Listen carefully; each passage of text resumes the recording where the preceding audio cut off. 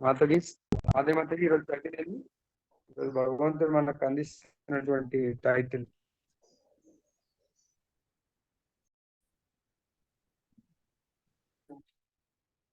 నైతద్భతాదీశ పదం తవేప్సితం యన్మాయయా నస్తునుషే భూత సూక్ష్మం అనుగ్రహాయాస్త్వసిపి స్వపి యర్కి మాయయా లసత్తులస్యా భగవాన్ విలక్షితః.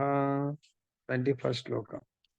తం త్వానుభూతో భరత క్రియార్థం స్వమాయయా వర్తితలోక తంత్రం నమామ్యభీక్ష్ణం నమనీయ పాద సరోజమీయసి కామ వర్షం. తాత్పర్యము భాష్యము శ్రీల ప్రభుపాదులు రచించారు. ఈరోజు మనకు భగవంతుడు అందిస్తుంది భౌతిక తాత్పర్యం భాష్యం శ్రీల ప్రభుపాదులు రచించారు. ఓం అజ్ఞానతిమిరాంధస్య జ్ఞానాంజనశలాకయా చక్షురున్మిలితం యేన తస్మై శ్రీ గురవే నమః. నమో విష్ణుపాదాయ కృష్ణప్రేష్ఠాయ భూతలే శ్రీమతే భక్తి వేదాంత స్వామినిధి నామినే. నమస్తే సరస్వతీ దేవి గౌరవాణి ప్రచారిణి నిర్విశేష శూన్యవాది పాశ్చాత్యదేశధారిణి. జయ శ్రీ కృష్ణ చైతన్య ప్రభు నిత్యానంద గదాధర శ్రీవాసది గౌర భక్త వృంద. హరే కృష్ణ కృష్ణ కృష్ణ హరే హరే హరే రామ రామ రామ హరే హరే. जय बोलो ग्रंथराज श्रीमद् भागवतम की जय. श्री श्री राधारमण लाल की जय. जगत गुरु श्री प्रभुपाद की जय. समवेत भक्त वृंद की जय. वांछा कल्पतरुभ्यः कृपा सिन्धुभ्यैव च पतितानां पावनेभ्यो वैष्णवेभ्यो नमो नमः. तात्पर्यम्.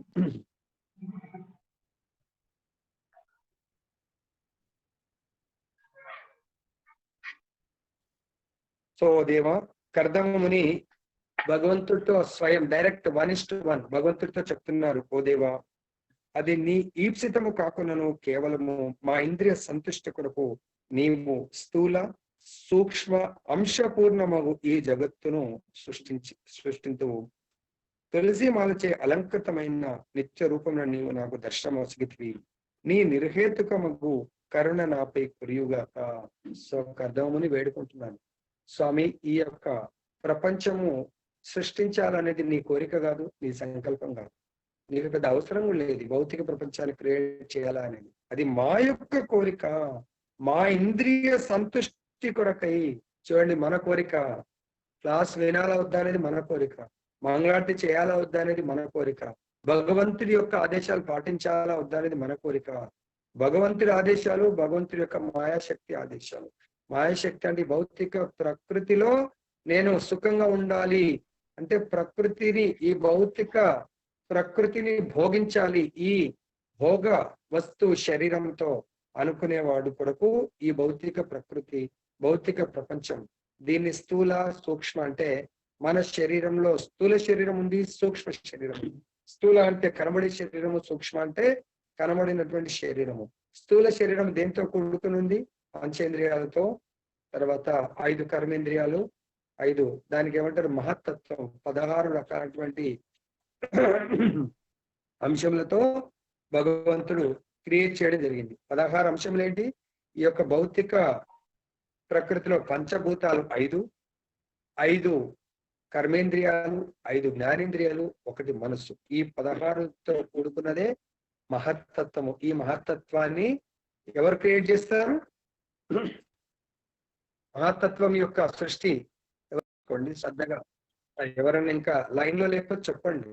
ఎక్కడున్నా కూడా మొబైల్స్ ఉన్నాయి కాబట్టి ఆన్ చేసుకొని వినమండి. పిల్లలకు కూడా మంచి నాలెడ్జ్ వస్తుంది. ఓకే, సృష్టి రహస్యం చెప్తాం. సృష్టి ఎలా చాలాసార్లు చెప్పామో ఈరోజు మళ్ళీ ఒకసారి రిపీట్ చేస్తాం. అర్థమైందా? ఎవరైనా మన గ్రూప్ లీడర్లు, మన బంధువులు, భగవద్ బంధువులు ఆన్లైన్ లో లేకపోతే రాత్రి 1 గంట అయింది, 2 అయినా పర్వాలేదు, కొద్దిసేపు లేస్తే ఏం నష్టపోయేది ఏముండదు.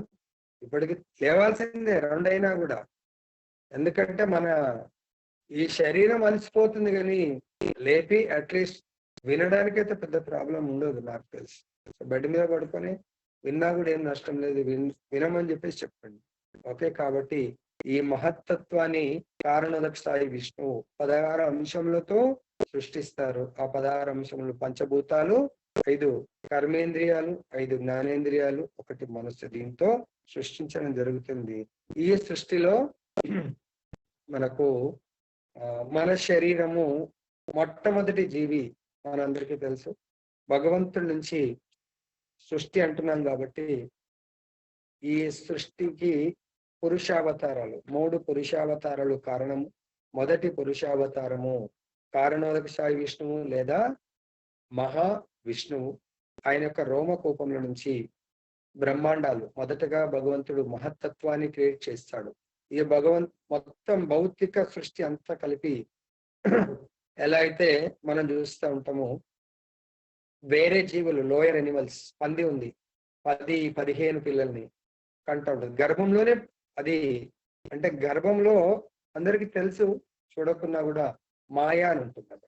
అంటే దాన్ని ఏమంటారు, ఒక పొరన అని ఏమంటారు, అంటే పిండం డెవలప్ అయ్యేది, దాన్ని ఏమంటారు, అదే ఏమంటారు, అర్థం కావడానికి చెప్తున్నాను. మహత్తత్వం అంటే ఎట్లయితే గర్భాశయంలో మనుషులైతే 1, 2, 3, కొన్నిసార్లు వరల్డ్ రికార్డ్ 5, 6 కూడా ఉన్నారు. కానీ పశువులైతే లైక్ లోయర్ ఎనిమల్ పంది 10 మంది, 12 మంది, 15 కూడా ఏదో జన్మనిస్తుంది. అవి అన్ని కూడా దేంట్లో ఉంటాయి, ఆ గాలిబుడగ లాంటి దాని లోపల ఉంటాయి. అలానే ఈ మహత్తత్వాన్ని మొదటగా క్రియేట్ చేసి భగవంతుడు ఆ మహత్తత్వంలో బ్రహ్మాండాలన్నీ కూడా వెలువడతా ఉంటాయి తన యొక్క రోమకోపం నుంచి. సో అనంతమైనటువంటి బ్రహ్మాండాలు మహత్తత్వంలో ఈ బ్రహ్మాండాలు. సో ప్రతి బ్రహ్మాండం, ఒక బ్రహ్మాండం వచ్చేసింది, ఆ బ్రహ్మాండం తన నుంచి గర్భోదక సాయి విష్ణువు అవతరిస్తాడు. అవతరించి ఆ బ్రహ్మాండం చేస్తాడు. మళ్ళీ దానికి సపరేట్ ఉంటుంది అన్నట్టు. ఓకే, ఆ యొక్క లోకం 14 లోకాలతో, 14 లోకాల కంటే ముందు ఏంటంటే ఆ బ్రహ్మాండానికి గర్భోదక సాయి విష్ణు ఆ బ్రహ్మాండంలో ఎంటర్ అయ్యి, ఇది ఎట్లయితే మహత్తత్వంలో మళ్ళీ చిన్న డివిజన్స్, పార్టీషన్స్ లాగా అన్నట్టు, ఆ బ్రహ్మాండంలో గర్భోదక సాయి విష్ణువు అప్పుడు ఏముండదు, ఎంటీ ఉంటుంది, స్పేస్ లాగా.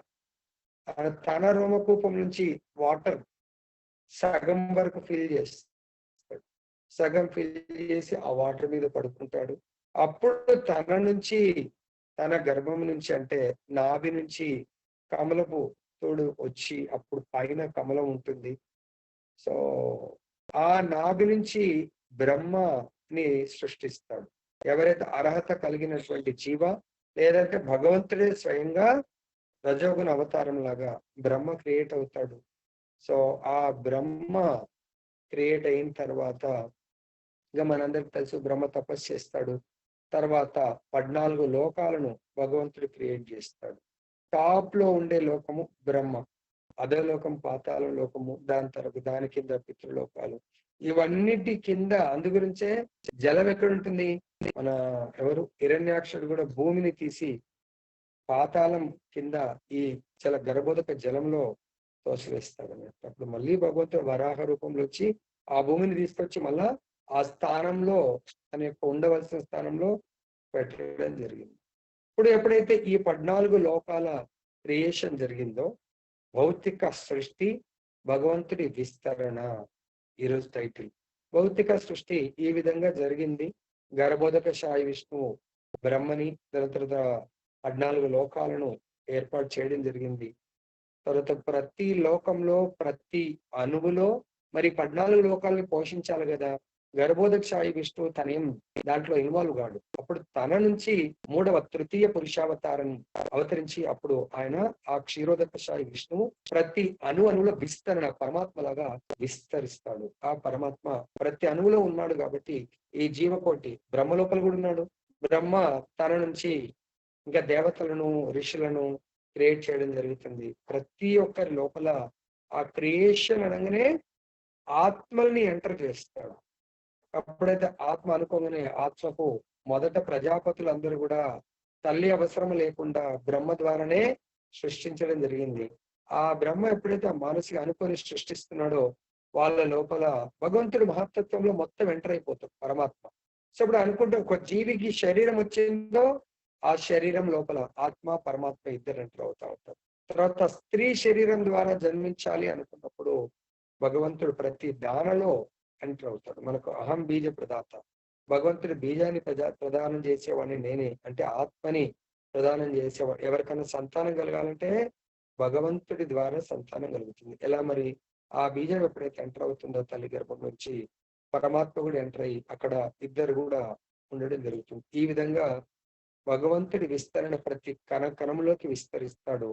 సో ఎక్కడైతే తన యొక్క ఆదేశానుసారము తన రాజ్యాంగం ప్రకారము ఎవరైతే నడుచుకుంటారో వాళ్ళు స్వేచ్ఛా జీవితాన్ని గడుపుతారో, తన ఆదేశానికి విరుద్ధంగా వికర్మ చేస్తారో వాళ్లకు పనిష్మెంట్ ఇస్తారు. అంటే ఈ భౌతిక బ్రహ్మాండాన్ని మొత్తాన్ని దుఃఖాలయం అశాశ్వతం, ఇది తాత్కాలికంగా ఏర్పాటు చేయబడ్డది ఈ భౌతిక ప్రపంచం. దీంట్లో నేరస్తులు అంటే దుఃఖాన్ని అనుభవించడానికి వచ్చేవాళ్ళు భౌతిక ప్రపంచంలో శరీరాన్ని తీసుకుంటారు. నేను దుఃఖపడుతున్నాను, బాధపడుతున్నాను, ఈ బాధల నుంచి బయటపడాలి. సపోజ్ మనకు ఇంట్లో ఒకరోజు హెల్త్ బాగాలేక చూస్తాం, ఏదో రెస్ట్ తీసుకో 2 రోజులు 3 రోజులు, ఇంకా మనకు చాలా సిక్ అయిపోయాం అనుకోండి, ఇమీడియట్ గా ఏం చేస్తాం? హాస్పిటల్ పరిగెడతాం మనం. అంటే నేను ఇంకా ఇంట్లో ట్రీట్మెంట్ కుదరదు, నేను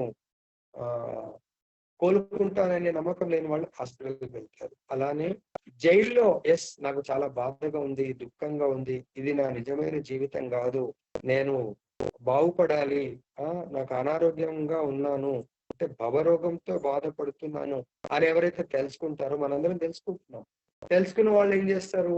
ట్రీట్మెంట్ కొరకు హాస్పిటల్ వెళ్తారు. అక్కడ రెండు వేరే ఏముండదు, ఐదర్ జైల్ లేదంటే హాస్పిటల్.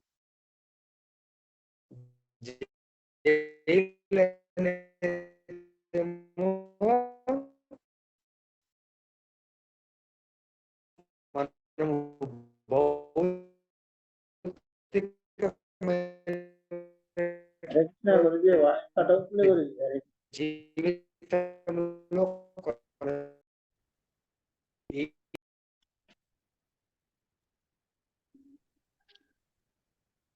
పనిష్మెంట్ ఇస్తాడు మాతాజీ, పనిష్మెంట్ ఇస్తారు. ఓకే, ఎవరైతే నేను భవరోగంతో బాధపడుతున్నాను అని ఫీల్ అవుతారో వాళ్లకు భగవంతుడు హాస్పిటల్ ని నిర్మించారు. సో ఇది భౌతిక ప్రపంచంలో భౌతికంగా జీవించే వాళ్లకు, అంటే ఈ ఇంద్రియ తృప్తి, ఇంద్రియ భోగము, దేహము కొరకు, దేహ సుఖం కొరకు జీవించే వాళ్ళ లక్ష్యం అదే. దేహము, తన పిల్లల దేహము, తన బంధువుల దేహము, ఇదే నా ధర్మము, వీళ్ళని సుఖపెట్టడము అని. సపోజ్ సమ్ టైమ్స్ మానవ సేవయే మాధవ సేవ అంటే మానవులను భౌతికంగా సేవించడం. 2 రకాల సేవలు గుర్తుపెట్టుకోండి. మానవులందరినీ భౌతికంగా సేవించడము అని జీవించే వాళ్ళు జైలులో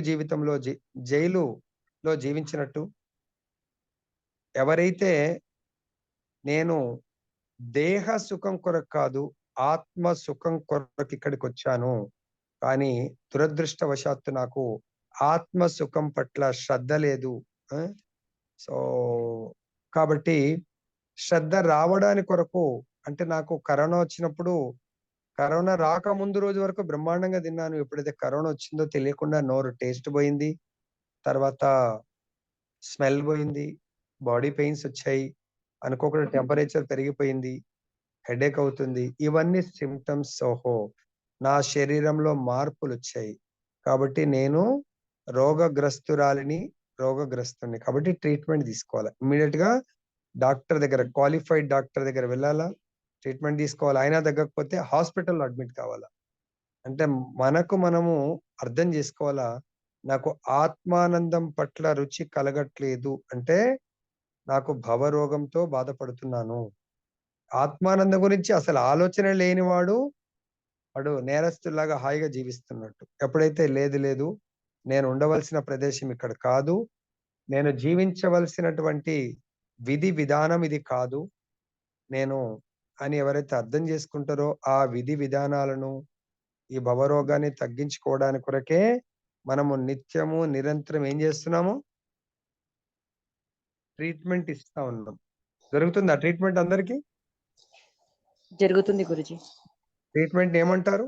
నిత్యం నిత్యం ఏ ట్రీట్మెంట్? నిత్యం భాగవత సేవయ. నిత్యం భాగవత సేవ భాగవతామృతం, కథామృతం, నామామృతం, శ్రవణ కీర్తనం వల్ల. దేని కొరకు అది? భగవద్గీతామృతం. నిత్యం భాగవత ఆత్మ సేవ పోషణ. అభద్రతలను తొలగించుకోవడానికి గురుజీ. నష్టప్రాయేషు భద్రేషు. అభద్రతలు అంటే, అభద్రత అంటే నాలో భౌతిక భోగాల పట్ల ఏదైతే శ్రద్ధ ఉందో అది నా యొక్క అభద్రత. నా భౌతిక భోగ వాంఛని తొలగించుకోవడమే ట్రీట్మెంట్. ఆ ట్రీట్మెంటే నిత్యం భాగవత సేవయం. సపోజ్ కొంతమంది మన పిల్లల గురించి ఎవరు తప్పు పట్టుకోకండి, పిల్లలకు సపోజ్ ఆరోగ్యం బాగాలేకుంటే ఏం చేస్తారు? హాస్పిటల్ తీసుకెళ్తారు. కరోనా వస్తే హాస్పిటల్ తీసుకెళ్ళిండ్రు. సో తనకేమన్నా గానీ అదే కరోనా హాస్పిటల్ కు తన బిడ్డ మీద ప్రేమతో తీసుకెళ్లారు. అదే బిడ్డకు ఏ చిన్న ప్రాబ్లం వస్తే హాస్పిటల్ తీసుకెళ్తారు. మరి అదే బిడ్డకు ఈ భవరోగంతో బాధపడుతుంది అని తల్లికి తెలుసు, శ్రద్ధ లేదని. ఉంది ప్రభుజీ, కొంచెం ఉంది, ఇక మిగతాది మనం ఏం చేయలేం కదా. ఏం చేయలేమంటే మీ పాపకు ఆరోగ్యం బాగాలేదు రానంటుందంటే ఎంతమంది వదిలేస్తారండి? ఆలోచించండి. ఏదో విధంగా ఇంకా చిన్న పిల్లలకైతే పూర్వకాలము వాళ్ళు టాబ్లెట్ వేసుకోలేని పాలు తాగే పిల్లలకి ఏం చేస్తారు? చిన్న స్పూన్ లో ఆ టాబ్లెట్ ని కరగదీసి పాలల్లో వేసేసి వాళ్ళ ముక్కి ఇలా మూస్తే నోరు తెరుస్తారు కాబట్టి గాలి పీల్చుకోవడానికి దాంట్లో వేసేస్తే టక్కన మింగేస్తారు. సగం మింగుతారు, సగం ఉంచేస్తారు. అయినా కూడా సగం పోయినా పర్వాలేదు, మిగతా సగాన్ని అయితే లోపలికి పంపిస్తారు. ఎందుకు? రోగం తగ్గడానికి కొరకు. అది మీరు తల్లులందరికీ తెలుసు. మరి అదే ఇక్కడ మనం ఎందుకు చేయలేకపోతున్నామో ఆలోచించండి. ఓకే, భాష్యం. భౌతిక జగత్తు భగవానుని స్వీయ సంకల్పమున సృజింపబడలేదని ఇక్కడ స్పష్టంగా తెలుపబడింది. భగవంతుడు దీన్ని, ఈ జైల్ని క్రియేట్ చేయడానికి భగవంతుడికి ఇష్టం ఉండదు. తర్వాత ఈ రోగగ్రస్తులు, రోగమే రావద్దని భగవంతుడు కోరుకుంటాడు. అటువంటిది ఇంకా రోగగ్రస్తులు కావాలి, హాస్పిటల్ కట్టాలని ఎవరికి ఇష్టం ఉండదు. అర్థమైందా? అంటే హాస్పిటల్ డాక్టర్స్ మళ్ళీ బాధపడకండి. అంటే జనరల్ గా మనందరం ఆరోగ్యంగా ఉండాలనే ప్రతి ఒక్క సర్వేజనో సుఖినో భవంతు, అందరూ సుఖంగా ఉండాలా, ఆయుర ఆరోగ్యాలతో ఉండాలి. మనం కూడా ఆయుర ఆరోగ్యాలతోనే ఉండాలా. ప్రభుజీ మా బిజినెస్ ఎట్లా నడవాలా? సో మీ బిజినెస్ కూడా నడుస్తుంది. ఆఫ్టర్ ఆల్ నడవడానికి ఏముందండి? శరీరాన్ని పోషించుకోవడానికి కొద్దిపాటి ప్రసాదము, ఉండడానికి ఇల్లుంటే చాలు కదా. వర్ణాశ్రమ దాన్ని ఏమంటారు, దైవీ వర్ణాశ్రమం ప్రకారం జీవించడానికి కొరకు మనకు కూర్మ క్షేత్రంలో ఉంది కదండి. అట్లా సింపుల్ గా మనం పండించుకొని పంట ప్రభుపాద్ చెప్తారు. సో మీరు ఎప్పుడైతే గో సంపద మీద ఆధారపడి జీవిస్తారో, కృషి గోరక్ష, దానికి కావాల్సింది ఏందండి? మనకు నిన్న మొన్న కూడా వచ్చింది, దాన్ని ఏమంటారు, ఉగ్ర కర్మాగారాల పైన డిపెండ్ కాకూడదు, ఏదో సంథింగ్ వచ్చింది కదా మనకు, ఇక్కడ పదం వచ్చింది. కాబట్టి అవి అవసరం లేదండి. మనం నిజంగా పూర్వకాలం జీవించిన దాని ప్రకారం జీవిస్తే సింపుల్ గా ఆవుల పైన, ఎద్దుల పైన, వ్యవసాయం మీద ఆధారపడి గో సంపద హాయిగా జీవించవచ్చు మనం. అర్థమైందా? దానికి ఎందుకు? మనకు భౌతిక భోగాలు పెరుగుతా ఉన్న కొద్ది డబ్బులు కావాలి. డబ్బుల కొరకు మనం ఇంతగా కష్టపడి పని చేస్తా ఉన్నాం. ఇంత పెద్ద పెద్ద చదువులు ఇవన్నీ కూడా దేని కొరకు? అఫ్ కోర్స్ మనకు కావాలా? కేవలం కరెన్సీ కొరకే. నాకు కరెన్సీ అవసరం లేదు అనుకుంటే simple living, high thinking. Prabhupada అందుగురించి గురుకులాలను కట్టారు.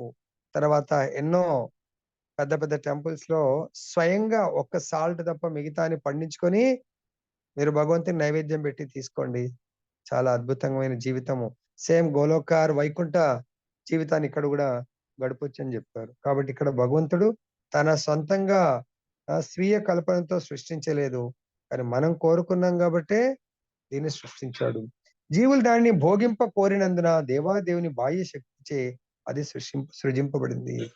భగవంతుడు తన సొంతంగా మనందరిని ఇక్కడికి జైలుకు పంపడం భగవంతుడికి ఇష్టం లేదు, హాస్పిటల్ కు పంపడం ఇష్టం లేదు. మనకు కూడా ఇష్టం ఉంటుందా? మన పిల్లలు జైల్లో ఒక నెల రోజులు ఉండి రావాలా, లేకుంటే ఒక నెల రోజులు హాస్పిటల్ అడ్మిట్ అవ్వాలి? ఎవ్వరికి ఇష్టం ఉండదు. అలానే కానీ ఇష్టం ఉండదు. కానీ బయటకు వెళ్ళి నానా చక్కగా వెళ్ళి చక్కగా రా అంటే దాదాగిరి చేసి ఎవడో తలబల కొట్టి లేకపోతే ఇంకేదో చేసి వస్తే పోలీసు వాళ్ళు వస్తారు, కేసు బుక్ చేస్తారు, తీసుకొని వెళ్తారు.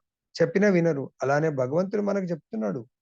సో కానీ మన కోరిక జీవులు దాన్ని భోగింపగోరినందున భగవంతుడు బాహ్య శక్తే దీన్ని సృష్టిస్తున్నాడు, భౌతిక ప్రపంచాన్ని సృష్టిస్తున్నాడు.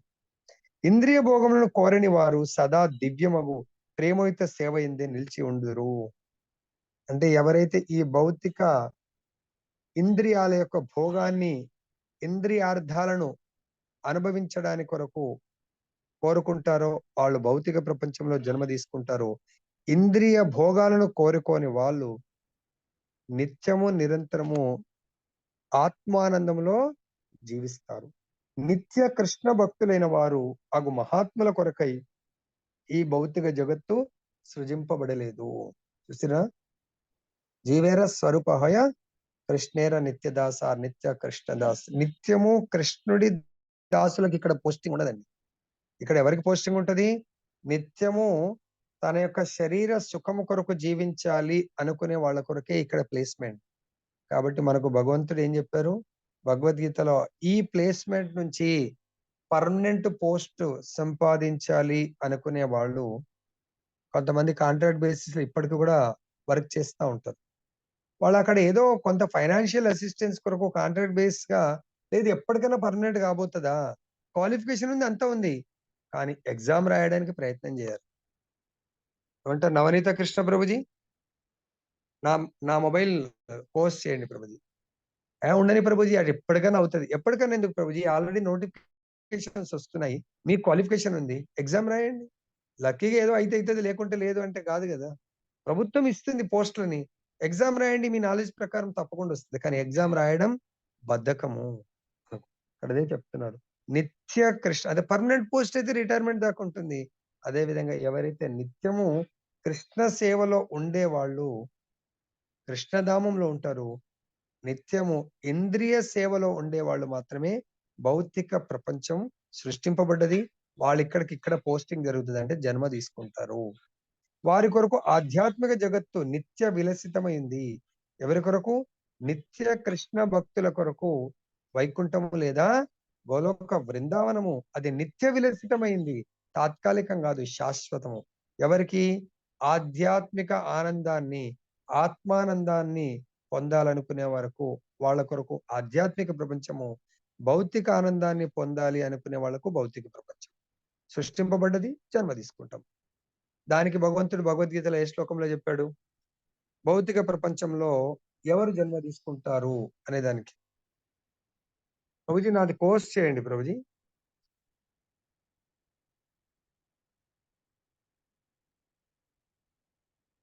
హరే కృష్ణ.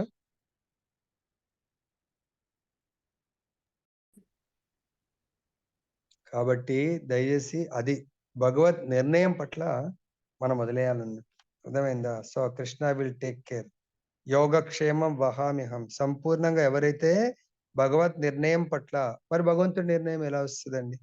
కర్దముని అంటే మహాయోగి కాబట్టి ఆయనకు డైరెక్ట్ భగవంతుడే స్వయం ప్రకటితమై ఆయనతో మాట్లాడుతున్నాడు, ఆయనకు ఇదవుతా ఉన్నాడు. మరి మన పట్ల?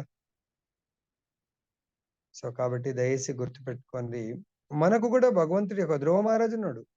సో ఫస్ట్ శక్తావేశ అవతారమైనటువంటి నారదుడు గురువు ద్వారా ఆదేశాలను పొంది ఆ ఆదేశాలను పాటించి భగవత్ ప్రాప్తి పొందగలిగాడు.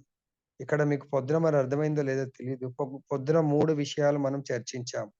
ఒకటి ఏంటి మాతాజీ? 3 విషయాలు ఏంటవి? ఒకటి అమృతంలో ఆవేశం, రెండోది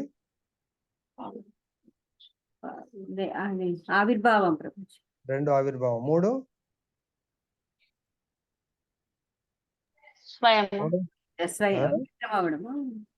పదం ఒకటి యూజ్ చేసి ఏంటది? స్వయం అని యూజ్ చేయాలి అక్కడ పదం. సాక్షాత్ సాక్షాత్ అంటే స్వయం భగవంతుడు. సాక్షాత్ భగవంతుడు అంటే అవతారి. అవతారి అంటే కృష్ణుడు, చైతన్య మాత్రం. ఓకే. రెండవది ఏంటి? ఆవిర్భావము అంటే అవతారం నుంచి వచ్చేవి అవతారాలు. అవతారి అంటే కృష్ణుడే, అవతారాలు అంటే కృష్ణుడి యొక్క విస్తరణ. ఎక్కడి నుంచి ప్రారంభమవుతుంది? భగవంతుడి నుంచి అవతారాలు ఎక్కడ, మొదటి అవతారం ఎక్కడి నుంచి ప్రారంభమవుతుంది? బలరాముడు. ఇమ్మీడియట్ గా కరెక్ట్. బలరాముడు నుంచి మళ్ళీ చతుర్వ్యూహాలు అవన్నీ కూడా. తర్వాత ఈ బ్రహ్మాండం గురించి మనం మాట్లాడుతున్నాం కాబట్టి బ్రహ్మాండము భగవంతుడి యొక్క ఏ అవతారం కిందకి వస్తుంది? మొదటి మహావిష్ణువు గాని ఈ ముగ్గురిని కలిపి ఏ అవతారం కింద అంటారు? ముగ్గురిని కలిపి ఏ అవతారాలు? ముగ్గురి కూడా పురుషావతారం. పురుషావతారాలు. అర్థమైందా? దీన్ని ఏమంటారు? వీళ్ళందరినీ కలిపి ఏమంటారు? కృష్ణ వచ్చి సాక్షాత్ ఈ అవతారాలన్నింటినీ ఆవిర్భవించడం, అవతారం తీసుకుంటారు అన్నట్టు. ఓకే, వీళ్ళ నుంచి వచ్చే అవతారాన్ని ఏమంటారు? లాస్ట్ పదం ఏంటి? ఆవేశ అవతారం. అంటే శుద్ధ భక్తులు గోలోకంలో ఎవరైతే శుద్ధ భక్తులు ఉంటారో వాళ్ళని ఇక్కడికి పంపిస్తారు, భౌతిక ప్రపంచానికి పంపించేప్పుడు పవర్స్ ఇచ్చి పంపిస్తారు. అక్కడ ఉన్నటువంటి పతిత జీవులను తీసుకొని రండి అని. కోర్టు ఒక నేరస్తుని విడిపించడానికి అడ్వకేట్ ని పంపిస్తుంది. అడ్వకేట్ కి ఏమిచ్చి పంపిస్తుంది? బెయిల్ ఇచ్చి పంపిస్తుంది. ఆ బెయిల్ పత్రం తీసుకొని జైలర్ దగ్గర కూర్చుండి, సార్ ఇది సార్ అని చెప్పేసి ఆ నేరస్తుని విడిపిస్తారు. సో ఒకవేళ కోర్టు ఆయనకు విరమణ శిక్ష నుంచి తప్పించింది అనుకోండి, గెలిచాడు, అది తీసుకొని వెళ్తుంది. అడ్వకేట్ తీసుకొని వెళ్ళి కోర్టు శాంక్షన్ చేసిందండి, ఈయన వదిలేయండి. శక్తిని తీసుకొని వెళ్తాడు కదా, పత్రాన్ని తీసుకొని వెళ్తాడు. పత్రం అంటే శక్తి. అలానే ఆచారులు శక్తి, భగవత్ శక్తిని తీసుకొని వస్తారు కాబట్టి శక్తి ఆవేశ అవతారం. చాలా జాగ్రత్తగా అర్థం చేసుకోండి. ఆచారులు శక్తి అంటే అందరు ఆచార్యులు కాదు, సమ్ స్పెషల్ పవర్స్ తీసుకున్న ఆచార్యులు. ఆ ఆచార్యుడి యొక్క శిష్యుడికి ఆ శక్తావేశ అవతారమైనటువంటి ఆచార్యుడు వీళ్ళకి ఇవ్వడం జరుగుతుంది. కాబట్టి ప్రతి ఆచార్యుడు జీవతత్వమే, కానీ భగవంతుడి యొక్క శక్తిని తీసుకొని వస్తాడు కాబట్టి ఆయన ద్వారా మనందరికీ భగవత్ కరుణ కృప లభ్యమవుతుంది. కాబట్టి శక్తి ఆవేశ అవతారం. అదే వీళ్ళు కూడా శక్తి, కానీ మనము విభిన్న అంశాలము. భగవంతుడి యొక్క స్వాంశాలు వచ్చి విష్ణు అవతారాలు, వాళ్ళని ఆవిర్భావం 6 అవతారం. భగవంతుణ్ణి సాక్షాత్ అంటారు ఇక్కడ. అర్థమైందా? అడుగడుగున ప్రమాదభరితమైన ఈ రికార్డింగ్ ఆన్ చేయాలి.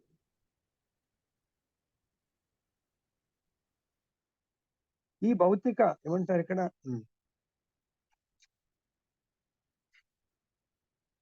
నిత్య ఇంద్రియ భోగమును కోరని వారు సదా దివ్యముగు ప్రేమయుత సేవ ఎందే నిలిచి ఉంటారు. నిత్య కృష్ణులైన వారు అగు మహాత్ముల కొరకై ఈ భౌతిక జగత్తు సృష్టింపబడలేదు. కాబట్టి ఈ భౌతిక జగత్తు మనము అర్థం చేసుకోవాలా. ఆచార్యులు మనలాంటి ఫిజికల్ రికార్డింగ్ ఆన్ చేయలేదు గురుజీ. హరే కృష్ణ. రికార్డింగ్ ఉంది, రికార్డింగ్ ఉంది బ్రో. రికార్డింగ్ ఆన్ ఉంది ప్రభుజీ. సో కాబట్టి నిత్య కృష్ణ భక్తులైనటువంటి మహాత్ముల కొరకు భౌతిక జగత్తు సృష్టించలేదు భగవంతుడు. వాళ్ళు వాళ్ళు దేని కొరకు వస్తారు? మనల్ని ఉద్ధరించడానికి మాత్రమే వస్తారు. కాబట్టి అటువంటి మహాత్ములను దయచేసి మనము ఈ భౌతిక కళ్ళతో చూసినట్టయితే మనకు మహా అపరాధం జరుగుతుంది. అటువంటి వాళ్ళని నార్మల్ దృష్టిలో మనం చూడకూడదు. వారి కొరకు ఆధ్యాత్మిక జగత్తు నిత్య విలసితమైనది.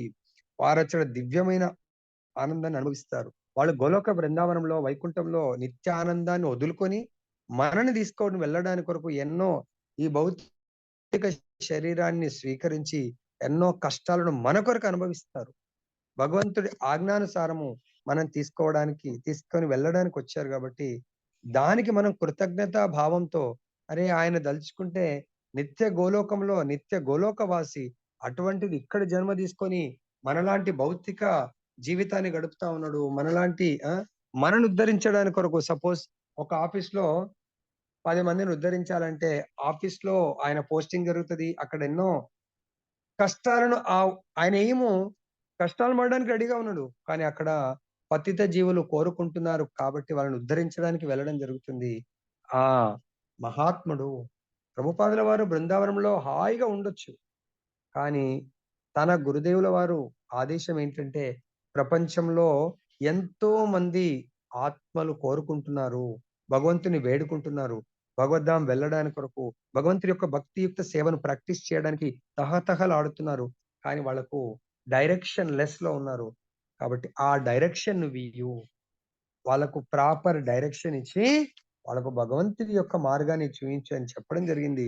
ప్రభుపాదుల వారు ఆ ఏజ్ లో తన శారీరక ఎన్నో కష్టాలను అనుభవించి అక్కడికి వెళ్ళడం జరిగింది. అదేవిధంగా మనం కూడా మన ఆచార్యుడిని ఆ విధంగా గుర్తించాలా. అరే ఆచార్యుడు తలుచుకుంటే గోలోకంలో ఉండొచ్చు, భూలోకంలో కూడా ఆయన ఎక్కడుంటే అక్కడ గోలోకంగా తయారు చేసుకోవచ్చు, కావాలంటే బృందావనం ఉండొచ్చు. కానీ మన కొరకు మనం ఉన్న ప్లేస్ కి వచ్చి ఇన్ని కష్టాలను అనుభవిస్తున్నాడు అని మనము ఆయన యొక్క కష్టాన్ని రికగ్నైజ్ చేయాలి. కానీ అది చేసే పరిస్థితిలో మనం లేము. ఎందుకు? మన యొక్క చైతన్యంలో ఇంకా మార్పు రాలేకపోతుంది. శ్రీకృష్ణ భగవాను చరణ కమల ఆశ్రయమును పొందిన వారికి ఈ భౌతిక జగత్తు వ్యర్థమైనదని భాగవతం నందు ఒక చోట తెలుపబడింది. కాబట్టి ఎవరైతే భగవంతుడి యొక్క చరణ కమలాలకు సంపూర్ణ శరణాగతి పొందుతారో వాళ్ళకు ఈ భౌతిక ప్రపంచంతో పెద్ద పని ఉండదు. దానికి ఎగ్జాంపుల్ మనం చూసినట్టయితే చైతన్య మహాప్రభు ఆదేశం వచ్చింది ఎవరికి? రూపగోస్వామికి. అప్పుడు ఆయన ముస్లిం రాజు దగ్గర దాదాపు సెకండ్ రాజు అంత పవర్ ఉండే. ఆయన వాళ్ళ అన్న అయినటువంటి సనాతన గోస్వామి పేరుకి ఆయన రాజు, కానీ వీళ్ళిద్దరే ఆ రాజ్య పరిపాలన నడిపిస్తా ఉంటారు. ప్రతి ఒక్కరు వీళ్ళ మాట వినవలసిందే, వీళ్ళ మాటనే వేదవాకు. కానీ ఎప్పుడైతే భగవంతుడి యొక్క ఆదేశం వచ్చిందో ఈ భౌతిక జగత్తు వ్యర్థమైంది, ఈ పోస్ట్ వ్యర్థమైన అని తుచ్చంగా భావించి ఇద్దరు ఇమ్మీడియట్ తత్క్షణం వదిలేసి వెళ్ళిపోయారు. చాలా ఎంతో మంది ఆచార్యులు ప్రభుపాదుల వారు 1922లో తన గురువు గారు ఆదేశం ఇస్తే ఎప్పుడు దాని గురించి తన తండ్రి గారు ఆదేశం ఏమో పెళ్లి చేసుకోమన్నాడు, గృహస్థ జీవితం గడపమన్నాడు. తండ్రి ఆదేశాన్ని పాటించాడు. నిజమైన తండ్రి స్పిరిచువల్ మాస్టర్ కాబట్టి ఆయన ఆదేశం కొరకు తండ్రి ఆదేశ పాలన కంప్లీట్ ఎప్పుడవుతుందా అని ఆలోచించి కంప్లీట్ అయిపోగానే స్పిరిచువల్ మాస్టర్ యొక్క ఆదేశాన్ని పాటించడానికి పాశ్చాత్య దేశాలకు వెళ్ళాడు. కాబట్టి మనందరం భక్తులం అవ్వడానికి అవకాశం దొరికింది. శాస్త్రాలు రచించారు కాబట్టి. అడుగడుగునా ప్రమాదభరితమై ఉన్న ఈ జగత్తు భక్తుల కొరకు గాక తమ బాధ్యత పైననే భౌతిక శక్తిపై ఆధిపత్యమును చెలాయింపగోరు జీవుల కొరకై ఉన్నది. కాబట్టి భక్తుల కొరకు ఇప్పుడు నార్మల్ సిటిజన్స్ కి జైలు ఎట్లా పనికిరాదో భక్తుల కొరకు భౌతిక ప్రపంచము పనికిరాందంటే ఉండదగ్గది కాదు ఇది. సో కాబట్టి మనం ఇక్కడ ఉండకుండా వీలైనంత త్వరగా మనము భగవద్ధాం వెళ్ళడానికి సంబంధించినటువంటి కర్మలను ఆధ్యాత్మిక ఆచార్యుడి యొక్క నిర్దేశంలో ఈ శరీరానికి కొంచెం కష్టమే అయినా కూడా ఉన్నత గోల్ సాధించాలంటే మన ఐఏఎస్ రిజల్ట్స్ వచ్చినాయి. తల్లి తండ్రి మొబైల్స్ అన్నిటికీ దూరం ఉంటారు వాళ్ళు. కంప్లీట్ ఒక 1 year 2 years 3 years కొట్టే వరకు మరి అన్ని సత్సంబంధాలు, పెళ్లిళ్ళు, ఫంక్షన్ అన్నిటిని వదిలేస్తారు. మీరు అడగండి కావాలంటే. అంత మేజర్ అయితేనే వాళ్ళ తల్లిదండ్రులు కూడా పిలుస్తారు, కానీ ప్రతిదానికి పిలవరు వాళ్ళు. ఎందుకు? వాళ్ళ లక్ష్య సాధనలో అది ఇబ్బంది అవుతుంది, డిస్టర్బ్ అవుతారని చెప్పేసి. కాబట్టి మన లక్ష్య సాధన భగవంతుని పొందటము, లోకాన్ని పొందటము, భగవంతుని సేవించడము. కాబట్టి ఈ భౌతికం పట్ల, ఆధిపత్యం పట్ల, మంచి మంచి పోస్టుల పట్ల, నా ధనం నా జనం నా సుందరి, ధనం పట్ల, జనాల పట్ల, అమ్మాయిల పట్ల పెద్ద ఇంట్రెస్ట్ ఉండదు. కృష్ణుడు ఎంతటి దయామయుడు అనగా ఇంద్రియ భోగులకు జీవులు తాము కోరినట్లు భోగించుటకు ప్రత్యేక జగత్తు నొసగినాడు. అయినప్పటికీ అదే సమయమున అతడు స్వీయ రూపమునందును అవతరించును. అతడు ఈ భౌతిక జగత్తును అనిష్టంగా సృజించును కనుకనే ఉపదేశము నొసగుటకై అతడు స్వీయ రూపమున అరుదించును, లేదా తన పుత్రుడునో సేవకులను వ్యాసదేవుని వంటి రచయితను పంపుచుండును. గీతా వాక్యముల ద్వారా తాను స్వయంగా ఉపదేశములొసగును. భౌతిక జగమున పడిగొట్టు కొను తప్పుదారి పట్టిన జీవులను ఒప్పించి వెనుకకు రప్పించి భగవానుని శరణమున చేర్చుట కొరకు ఈ ప్రచార కార్యక్రమాలు సృష్టి కార్యంతో పాటుగా జరుగుచుండును కనుకనే భగవద్గీత యందు చర్మోపదేశము ఈ విధంగా తెలుపబడింది. భౌతిక జగమునందలి నీ కల్పితమగు కార్యములన్నింటినీ త్యజించి నన్ను శరణు వేడుము, సమస్త పాపముల నుండి నిన్ను నేను రక్షింతును. కల్పితమగు కార్యములు, నీ సొంత ఊహ, నిన్న మనకు కూడా వచ్చింది ప్రసాదము, నీ సొంత దాన్ని ఏమంటారు పద్ధతిని తయారు చేసుకొని ఈ విధంగా నేను పూజ చేస్తాను, ఈ విధంగా ఆఫర్ చేస్తాను, ఈ విధమైనటువంటి దేవతలను పూజ చేస్తాను, ఇవన్నింటినీ కూడా పక్కన పెట్టండి. కల్పితమగు కార్యములు, నీ శరీర భోగాల కొరకు దేవతలు సృష్టించుకుంటావు, బాబాల్ని సృష్టించుకుంటావు, వీటన్నింటిని పక్కన పెట్టి త్యజించి నన్ను శరణు పొందుము అన్నాడు భగవంతుడు. ఇక్కడ నన్ను శరణు పొందినట్టయితే సమస్త పాప నుండి నేను రక్షించును. చూడండి, భగవంతుడిని ఇష్టపడినవాడిని కూడా వాడు కోరుకుంటున్నాడు, కానీ నువ్వు ఇష్టం లేదు. సపోజ్ మన పిల్లలే, నానా నువ్వంటే నాకు ఇష్టం లేదు, కానీ నేను కోరుకునేది నువ్వు సమకూర్చి పెట్టాలా, అది నీ బాధ్యత. ఎవరిని ఇస్తారండి? ఇవ్వరు. అలాగే మనకి ఇష్టం లేని వాడికి ఏమీ మనం మన సాయం చేయము. కానీ భగవంతుడు పరమ దయాలు. మనకు భగవంతుడు అంటే ఇష్టం లేదు, కానీ భగవంతుడు ఏర్పాటు చేసే సుఖాలు మాత్రం ఇష్టం ఉంది. మనం డిమాండ్ చేస్తాం, నువ్వు నాకు సుఖాలనివ్వు, కానీ నేను నిన్ను ఎప్పుడు గుర్తు చేయను, నువ్వు ఇస్తున్నటువంటి నీ సహాయాన్ని కూడా నేను గుర్తించను. మనం ఆ స్థితిలో ఉన్నాం. కానీ అటువంటి వాళ్ళ కొరకు, అంటే నేను పొద్దున కూడా చెప్పాను, మనందరం ఆత్మ రూపంలో మనందరం చాలా మంచి వాళ్ళము, శరీర రూపంలోనే మనకు వచ్చిన బాధ. కాబట్టి మనం కొన్నిసార్లు ఆత్మగా భావించి భక్తులతో ఆనందంగా ఉంటాము, కొన్నిసార్లు శరీరము అని భావించినప్పుడు ప్రతి భక్తుడిని కూడా నిందిస్తాము, ప్రతి భక్తుల్లో ఉన్న లోపాలను గుర్తిస్తాము, గురుగారి లోపాలు గుర్తిస్తాము, భగవంతుడి లోపాలను గుర్తిస్తాం. ప్రతి ఒక్కరిని కూడా భగవంతుల్లో లోపాలంటే, ప్రభుజీ భగవంతుడు పలానా ఆయనకు మంచి చేస్తున్నాడు, నాకు మంచి చేయట్లేదు. గురువు గారు పలానా ఆయన పట్ల ఫేవరబుల్ ఉన్నాడు, నా పట్ల అన్ఫేవరబుల్ ఉన్నాడు. గురువు గారు పలానా ఆయన వాళ్ళ పిల్లల పట్ల ఫేవరబుల్, మా పిల్లల పట్ల అన్ఫేవరబుల్. అయినా కూడా గురువు గారు చేయవలసింది భగవంతుడు ఫేవరబుల్ ఉన్న వాళ్ళకు, అన్ఫేవరబుల్ ఉన్న వాళ్ళకు, ప్రతి ఒక్కరికి చెట్టు ఎట్లయితే గాలి ప్రతి ఒక్కరికి ఇస్తుందో, భగవంతుడు సూర్య భగవానుడు ప్రతి ఒక్కరికి వేడిని వెలుతురిస్తున్నాడో, వరుణుడు వర్షాన్ని ప్రతి ఒక్కరికి ఎలా ఇస్తున్నాడో, మన ధర్మము ఆత్మ ధర్మం ప్రతి ఒక్కరికి మేలు చేయటం, అది భగవంతుడు చేస్తున్నాడు. దేని ద్వారా? భౌతిక సృష్టిని సృష్టించి తిరిగి నా ధామముకు తిరిగి చేరుకోవడానికి మనకు దేన్ని పంపిస్తున్నాడు? ఎట్లయితే మనం ఇన్విటేషన్ ఇచ్చేటప్పుడు మొబైల్లో కూడా పంపిస్తున్నాం.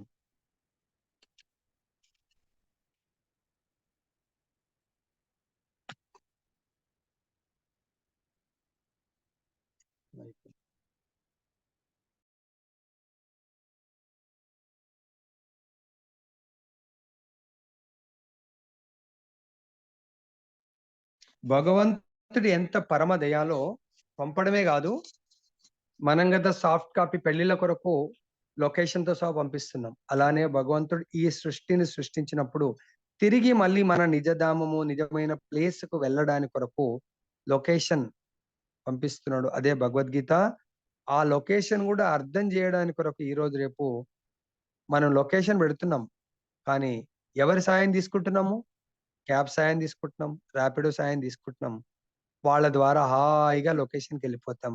అలానే మనని తీసుకొని వెళ్ళడానికి కొరకు భగవంతుడు ఎవరిని పంపిస్తున్నాడు? Vehicle with driver. అలానే ఆచార్యులందరూ మన కొరకు వచ్చి భగవద్ధామం తీసుకొని వెళ్ళడానికి కొరకు విత్ లొకేషన్ వస్తా ఉన్నారు. సో అందుగురించి పుత్రుల రూపంలో, తర్వాత సేవకుల రూపంలో, వ్యాసదేవుడు రచయితల రూపంలో కూడా భగవంతుడు పంపిస్తా ఉన్నాడు మనని. ఈ యొక్క భౌతిక ప్రపంచం నుంచి ఎవరైతే ఆధ్యాత్మిక ప్రపంచం వెళ్ళాలి అనుకుంటున్నారో వాళ్ళ కొరకు.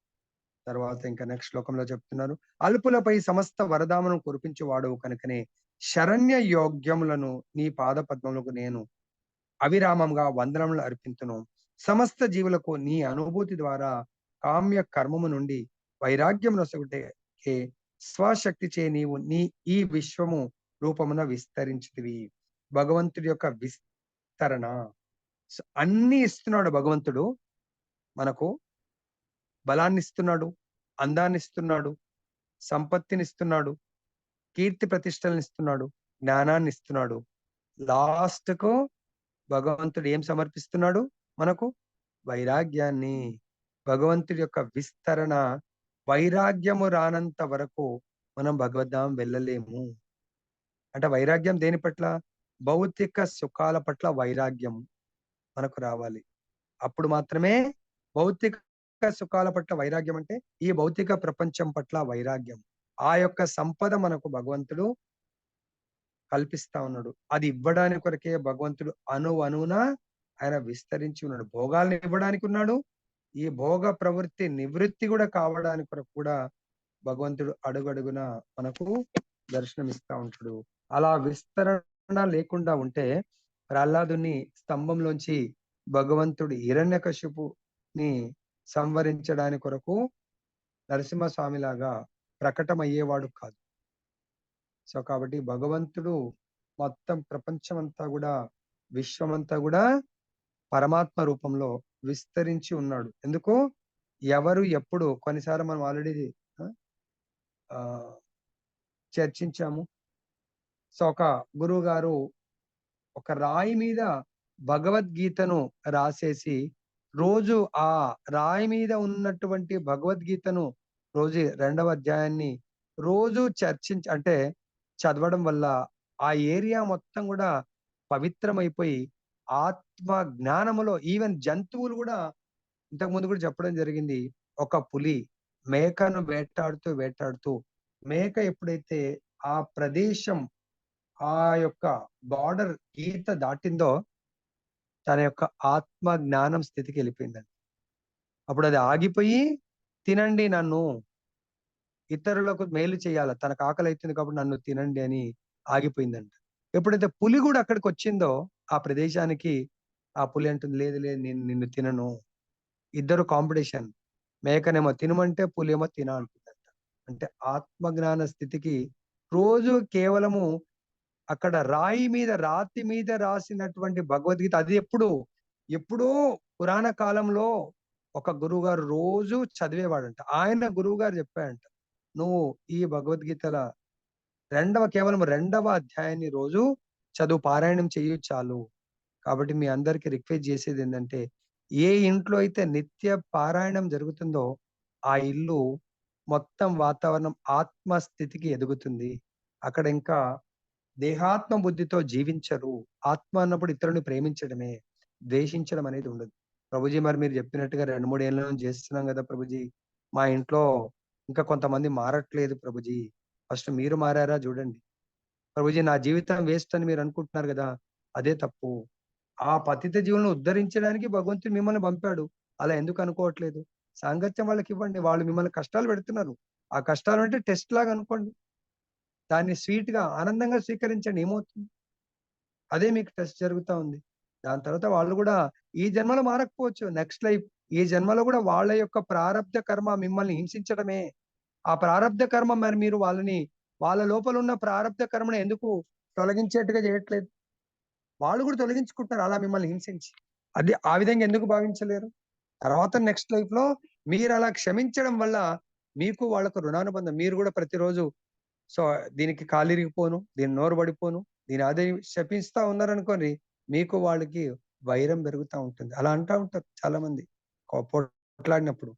సో భగవంతుడి నామస్మరణ చేసుకోండి. భగవంతుడు ఆ విధంగా మనందరినీ మార్చడానికి కొరకు విశ్వరూప విస్తరణ, అంటే ఆల్రెడీ అర్జునుడికి విశ్వరూపం చూపించారు. ఆ విశ్వరూప విస్తరణలో మనందరం పార్ట్ అండ్ పార్సల్, మనం భాగాలం. దాంట్లో ప్రతిదీ వస్తుంది. కొండలు, నీళ్లు, ఆహారం ప్రతిదీ కూడా వస్తుంది. కాబట్టి ఆహార రూపంలో భగవంతుడే విస్తరించాడు. అందు గురించి ఏమంటాం మనం? మహాప్రసాదే గోవిందే. ప్రసాద రూపంలో విస్తరణ ఉంది, వాటర్ రూపంలో విస్తరణ ఉంది, చెట్ల రూపంలో విస్తరణ ఉంది భగవంతుడిది. కనుక భౌతిక భోగమును కోరినను లేదా ముక్తిని వాంఛించినను లేదా దివ్యమగు ప్రేమయుత సేవను అభిలషించినను ప్రతి ఒక్కరూ పూర్ణ పురుషోత్తముడగు శ్రీకృష్ణ భగవానునికి వందనములను వసగవలసి ఉన్నది. నిన్న మనకు దేవతల రూపంలో వచ్చింది. దేవతల ప్రసాదము దేవతలది. మీరు ఏది కోరుకున్నా, భౌతిక భోగాన్ని కోరుకోండి ఇస్తాడు భగవంతుడు, ముక్తిని కోరుకోండి ఇస్తాడు. సో కాబట్టి ప్రేమను కోరుకోండి, ఇవ్వడానికి పూర్ణ పురుషోత్తముడు మనం చేయవలసింది వందనములు. వందనం అంటే what is the meaning of vandana? వందనం అంటే ఏంటి? శ్రీకృష్ణ భగవానుడికి వందనం చేయాలా? ప్రేయర్స్ చేయాలి. అర్చన. వందనం వేరు, అర్చన వేరు మాతాజీ. వందనం అంటే ఏంటి? వందనానికి ఆచార్యుడు ఎవరు?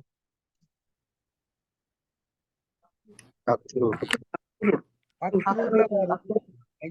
ప్రేయర్ తీసుకుంటూ వస్తాడు. ఎప్పుడైతే కంసుడు ఆదేశం ఇచ్చాడో అక్రూరుల వారికి వెళ్ళి కృష్ణుని తీసుకొని రానగానే అప్పుడు చాలా ఎగిరి గంతులు వేస్తాడంట. అబ్బా, కంసుడు నాకు ఎంత మంచి సేవ ఇచ్చాడని, సాక్షాత్ భగవంతుని తీసుకొని వచ్చే అద్భుతమైన సేవ దొరికిందని అప్పుడు ఆయన బృందావనం వైపు టర్న్ అయి ప్రేయర్స్ చేయడం ప్రారంభిస్తాడు. ఆయన దాన్ని ప్రేయర్స్ చేయడం అన్నట్టు. ఏది కావాలో భగవద్గీతలో కూడా 4 రకాలైనటువంటి వ్యక్తులు భగవంతున్నే పూజిస్తారు. అంటే 4 రకాలైనటువంటి కోరికల్ని తీర్చుకోవడానికి. ఎవరు వాళ్ళు? ఏ శ్లోకం అది? చతుర్విధ భజంతే మాం యనా సుకృతినో అర్జున ఆర్తో జిజ్ఞాసురర్థార్థి జ్ఞాని చ భరతర్షభ. హరే కృష్ణ. Very good Prabhuji. ఆపదలో ఉన్నవాళ్ళు, తర్వాత ఆర్తో జిజ్ఞాసు అర్థార్థి, భగవంతుని తెలుసుకోవాలని జిజ్ఞాస ఉన్నవాళ్ళు, తర్వాత ధనాన్ని సంపత్తిని కోరుకునే వాళ్ళు, తర్వాత జ్ఞానులు కూడా భగవంతున్నే వందన ప్రేయర్ చేస్తూ ఉంటారు. దానికి భగవంతుడు వాళ్ళని అనుగ్రహిస్తాడు. దీనినే భగవద్గీత యందు అతడు ఏ తామాం ప్రపద్యంతే అని ధ్రువపరిచినాడు. అనగా ఈ భౌతిక జగమునందు భోగింపగోరు వానికి భగవానుడు వరదానమును ఒసగును. ఈ భౌతిక జగత్తు బంధము నుండి విడుదల పొందగోరు వానికి ఆ దేవదేవునిచే ముక్తి ఒసగబడును. కాబట్టి ఏ తామాం ప్రపద్యంతే నెక్స్ట్ సెంటెన్స్ ఏంటి? సో ఎవడు ఏ విధంగా కోరుకొని నన్ను భజిస్తాడో వాడికి ఆ కోరికలు తీరుస్తాను అని భగవంతుడు మాటిస్తున్నాడు. అంటే భౌతికమైనటువంటి కోరికలు కావాలంటే దాన్ని తీరుస్తాడు. ఆధ్యాత్మికమైనటువంటి కోరికలు అంటే ముక్తి. సో ముక్తి అంటే సపోజ్ ఆ ముక్తుల్లో కూడా ఎవరు ఎటువంటి ముక్తిని కోరుకుంటే అటువంటి ముక్తిని తీరుస్తాడు. సో మరి అసలు ముక్తులు ఎన్ని రకాలు? ముక్తి ఎన్ని రకాలు? Very good. ఎన్ని? 4 ఎన్ని మాదే? 4 రకాలా? స్వప్నమాత? 5 రకాలు ప్రభుజీ. 5 రకాలు. రాసుకోవాల. అప్పుడప్పుడు ఫ్రీ టైం పిల్లలు స్కూల్ గిట్ట వెళ్ళినప్పుడు ఇవ ఇంపార్టెంట్ జర చూసుకోవాలా. ఏంటవి?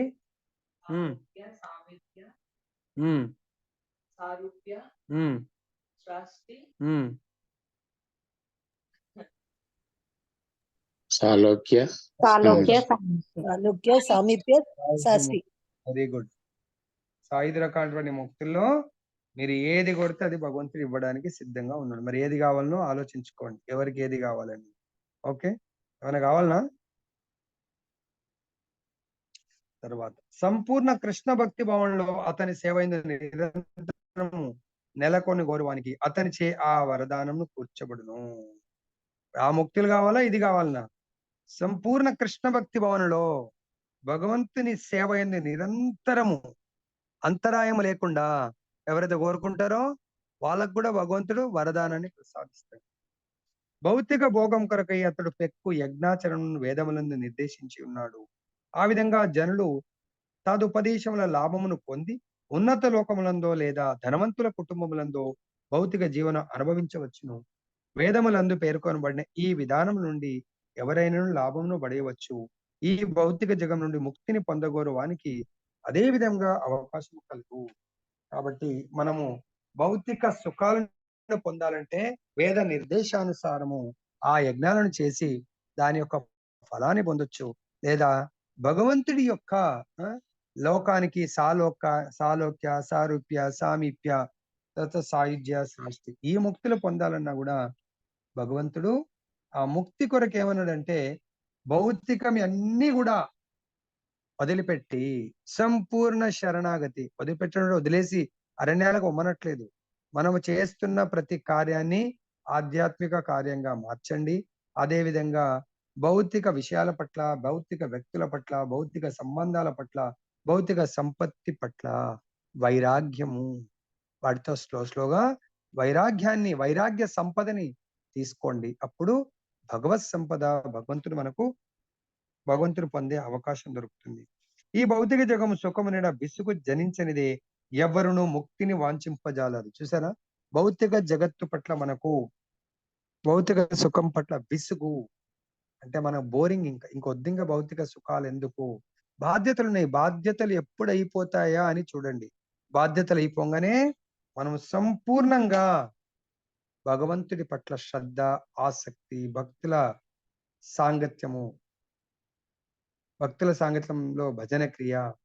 మా ఇంట్లో నేను చేసుకుంటా అంటే, ఎప్పటికీ మీరు మీ ఇంటిని వదిలిపెట్టనంత వరకు ఎవ్వరు కూడా భగవంతుని పొందలేరు. భక్తుల సంఘముని ఎప్పుడైతే మీరు ఆనందంగా స్వీకరించారో, మీరు ఎప్పటికీ కూడా భగవంతుని పొందే ప్రసక్తి ఉండదు. దాంట్లో అర్చనలో 4 రకాలైనటువంటి భక్తులు మనం చెప్పాం. కేవలం మా ఇంట్లో మాత్రం అర్చన చేసుకుంటా అంటే, వాళ్ళు చేస్తున్నారు బాగానే, పాపం మీరు అందరు కూడా తప్పు లేదు. ఎటువంటి అర్చన భక్తులు అవుతారు? ఏ భక్తుల కిందకి వస్తారు? ఎటువంటి అర్చన భక్తులు? హరే కృష్ణ. 4 రకాలైనటువంటి భక్తులు, అర్చన భక్తులు. ఇంతకు పేరు గుర్తుందా? అర్చన భక్తులు 4 రకాలు, గుణాలను బట్టి 4 రకాల గుణాల భక్తులు ఉంటారు. ఎవరాళ్ళు? సత్వ, రజో, తమో, నిర్గుణం. మరి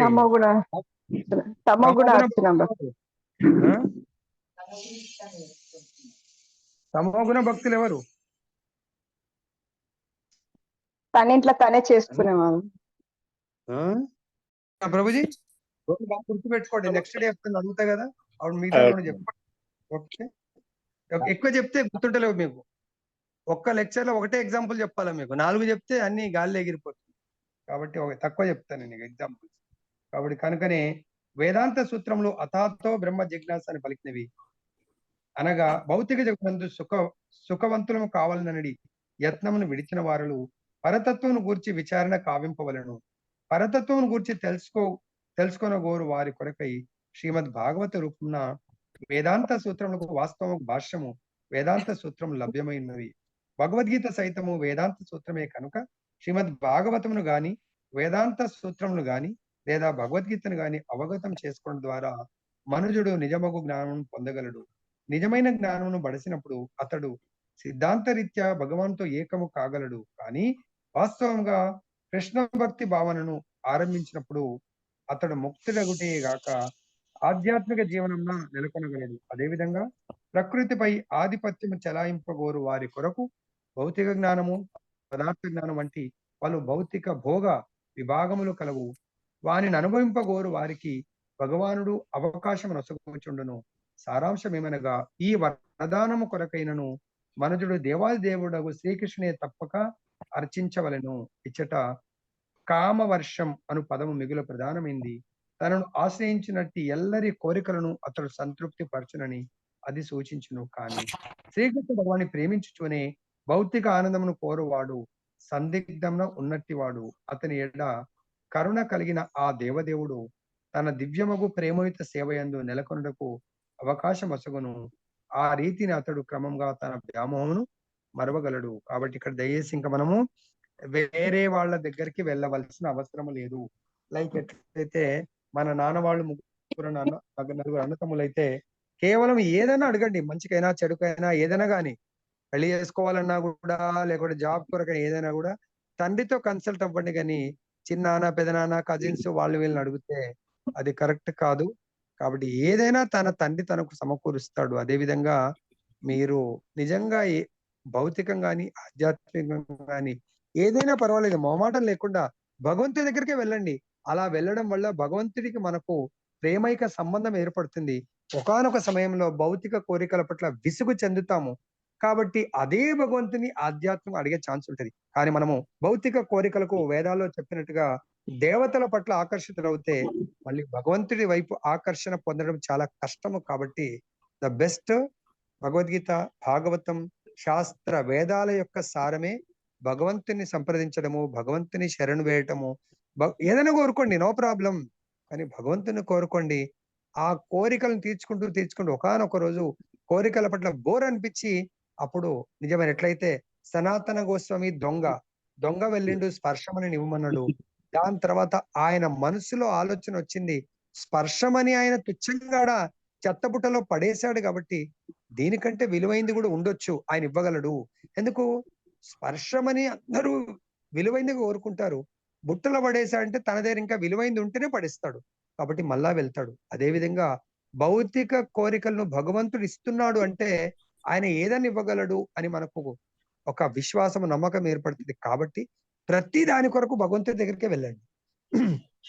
తర్వాత మనకు ఆటోమేటిక్ గా ఆధ్యాత్మిక కోరికల కొరకు కూడా భగవంతుడి దగ్గరికే వెళ్తాము, ఎందుకు సంబంధం ఏర్పడ్డది. కాబట్టి ఇక్కడ మనకు ఈ రెండిటి యొక్క సారాంశం ఏంటంటే భౌతిక సృష్టికి భగవంతుడి కారణము, భగవంతుడి విస్తరణ మనందరి కొరకు భౌతిక భోగాలను గాని ఆధ్యాత్మిక భోగాలని ఏర్పాటు చేయడానికి కొరకే భగవంతుడు విస్తరిస్తా ఉంటాడు అని మనం అర్థం చేసుకోవాలి. ఇంతటితో మనం ముగిద్దాం. గ్రంథరా శ్రీమద్ భాగవతం की जय, श्री राधारमण लाल की जय, जगन्नाथ बलदेव सुभद्रा माई की जय, गौर निताई भगवान की जय, जगत गुरु श्री प्रभुपाद